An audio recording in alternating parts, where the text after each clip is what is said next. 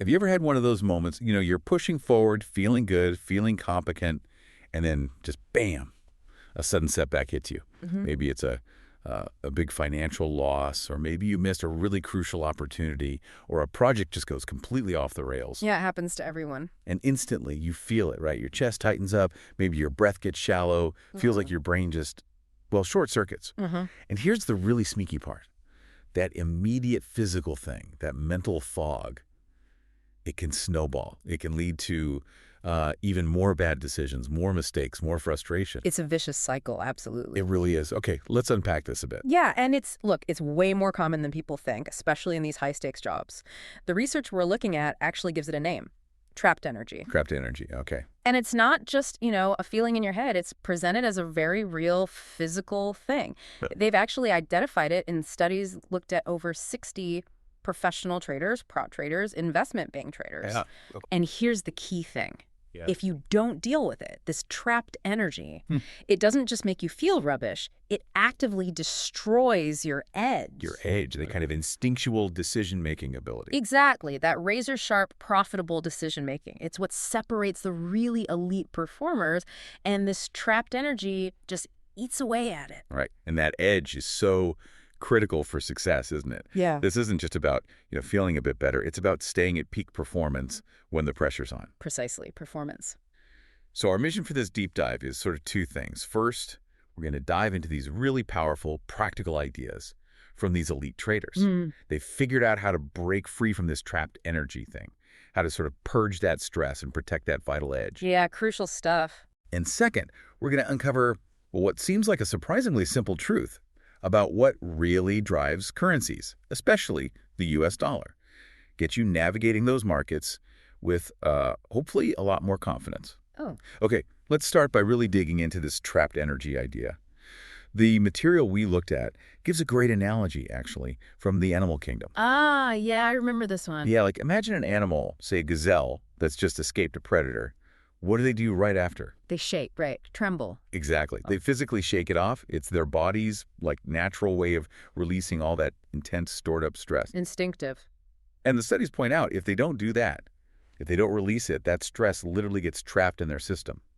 And that can lead to really destructive behaviors, sometimes even, death. What's truly fascinating here is that our human biology, especially for someone like a trader who just took a big hit or missed a really obvious opportunity, it triggers the exact same ancient fight-or-flight response. That stress loop. Your system just floods with energy. Right, adrenaline and all that. Precisely. And if that energy has nowhere to go, no proper release, that's the trapped energy.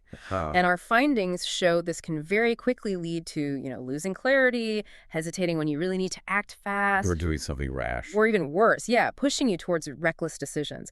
And all of that just undermines and eventually destroys that trader's edge we talked about. Okay, so given how damaging this trapped energy sounds, how do these elite traders, the ones operating in these super high pressure zones, how do they actually deal with it? Is it just like mind over matter, or is there something physical they do?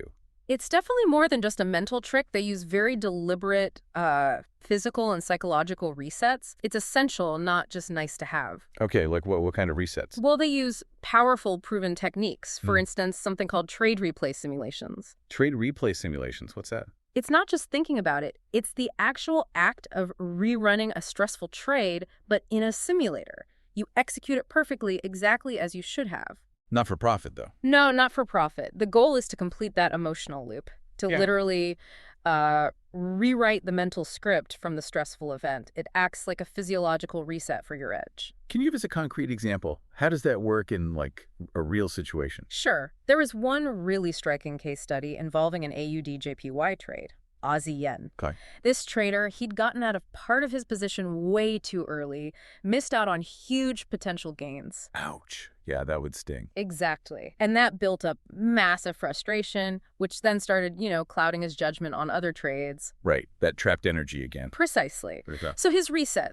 He went back, replayed that exact trade in the simulator, but this time executed it perfectly as he'd originally planned, seeing its full potential play out. Ah, okay. The analysis actually calls this active stress cycle completion. It's a deliberate physical and mental act that closes that open emotional loop. And it's not just about bouncing back from losses then. The research mentioned another example, right? An intraday EURUSD short. Yeah, that's another great illustration. This trader completely missed what seemed like an obvious setup right during the London fix. Which is a key time for currency markets. Absolutely crucial window. And missing it led to, significant regret, frustration, the works. So what did he do? Same thing. Yep, used the replay simulation. Successfully re-executed the trade in the simulator as he should have done live.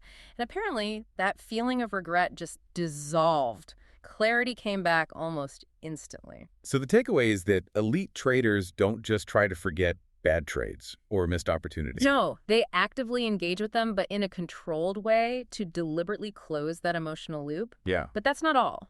More strategies. Yeah, beyond these individual resets, they also use things like scenario group analysis. Okay, what's that? Talking it through. Essentially, yes. Yeah.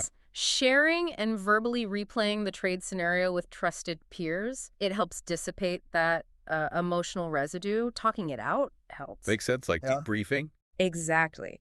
And for the really data-driven ones, some even use biometric stress monitoring, devices that track heart rate, sweat levels. To pinpoint the exact moment of stress. Precisely. So they can then use targeted techniques, maybe breathing exercises, or even the replay simulation right when it's most needed. Okay, so we've covered how mastering your internal state, dealing with that trapped energy, is absolutely key for keeping your edge. Foundational. But even if your head's clear, you still need to understand the market itself, right? You need a compass. So let's shift gears a bit from the inner game to the outer world of currencies. Good transition. Because the material suggests most traders, maybe surprisingly, don't fully grasp why currencies move the way they do. But apparently there's a simpler truth. That's exactly what our findings point towards. Especially for the US dollar recently, its movements largely boil down to just two main drivers. Only two. Okay, I'm listening. The first one is real yield dynamics. Real yields. That's interest rates minus inflation, right? Yeah, correct. U.S. real yields.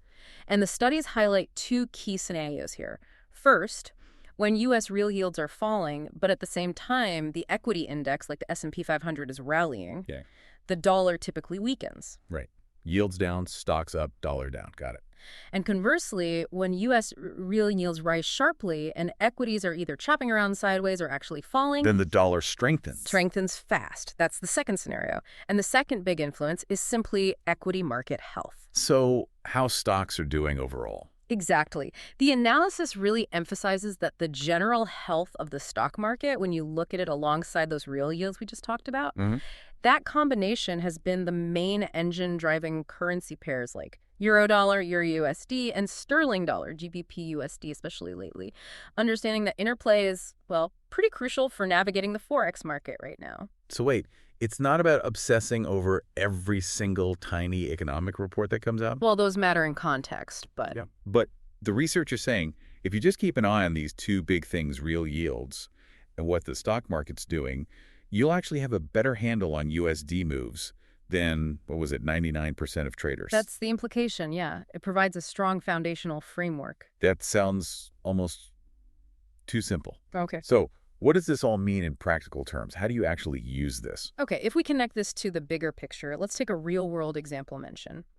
EURUSD valuation, euro versus the dollar. Right. Based on the current data, specifically looking at two-year yield spreads between the Eurozone and the U.S., it suggests that EURUSD, say around the 1.1 EAN level, is actually about 400 pips too high. 400 pips? That's a lot in currency terms. It's a significant difference, yeah. It suggests fair value might be closer to 1.1 fin. Wow. So quite a gap.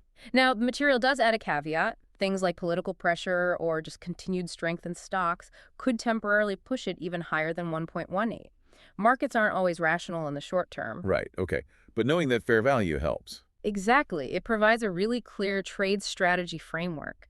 The suggestion is consider staying long, EURUSD, betting on it going up, while equities keep rising and yields stay low or fall. Ride the current trend.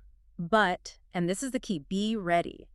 Prepare to potentially short it aggressively, bet on it falling, if you see equities start to stumble, or if those real yields suddenly spike higher. Because then you'd expect. You expect a pretty swift drop in EURUSD back towards that calculated fair value, maybe a 400, 500 pip move, or even more. It's about being ready for that potential shift based on those two drivers. Okay, that's a really powerful and practical roadmap. So just to summarize the two huge lessons we've unpacked here from the source material. First, this trapped energy thing. It's physical. You have to deal with it directly, or it will likely cost you your trading edge. Absolutely. Address it. And using things like trade replay simulations is a concrete way to close those emotional loops. Keep your decisions sharp. Very practical tool. And second, you've basically given us the USD roadmap. Real yields plus equity market health. Watching that combination helps stop the guessing game. Gives you clarity for macro trading, yeah. Stops you chasing every headline. Right. Now, these insights, they obviously come from the high-pressure world of elite trading, but they seem like really powerful, actionable lessons for, well, frankly, anyone working in demanding professional fields. I think the principles apply broadly, yes. So to help you put these lessons into practice right away, the material suggests two immediate next steps. First, try implementing trade replay, or maybe just scenario replay if you're not a trader, immediately after any stressful event at work. Like a tough meeting or a project mistake. Exactly. Whether it was a loss, a missed chance, or just something that felt highly emotional, the idea is to release that energy you might not even realize you're holding on to. Consciously complete the cycle. Right. And second, start paying attention daily to those real yield movements and how the equity markets are behaving. Watch how they correlate, how they move together or diverge. And adjust your outlook, maybe your risk exposure, accordingly. Exactly. Be informed by those core drivers. You know, this actually raises a bigger question, doesn't it? Beyond just trading or work.